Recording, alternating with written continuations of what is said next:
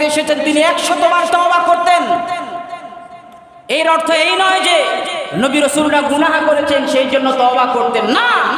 নবী রাসূলরা নিষ্পাপ, তারা মাসুম, তারা গুনাহ করতে পারে না। তারা তাদের উম্মতদেরকে, মুহাম্মদ সাল্লাল্লাহু আলাইহি সাল্লাম তার উম্মতদেরকে শিক্ষা দেওয়ার জন্য তিনি এইভাবে তওবা করতেন। সুবহানাল্লাহ।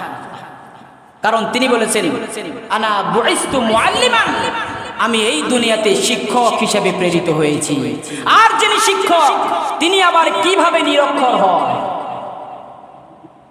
সোশ্যাল মিডিয়াতে আরো একটা জিনিস ভাইরাল, সেটা কি? রাসূলুল্লাহ সাল্লাল্লাহু আলাইহি সাল্লামকে উম্মি বলা হয়। তারা বলতে চায় উম্মি মানে ইলিটারেট, নিরক্ষর, যার অক্ষর জ্ঞান নেই।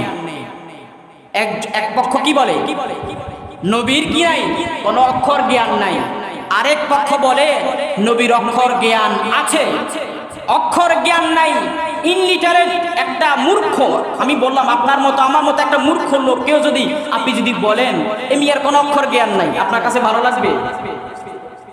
আপনার কাছে ভালো লাগবে? কথা বুঝেন নাই? নিজের বেলায় 16 আনা, নবীদের বেলায়, সাহাবীদের বেলায় 1 আনাও নয়, তা তো হতে পারে না। এটা ঈমানের লক্ষণ নয়, এটা বেঈমানের লক্ষণ।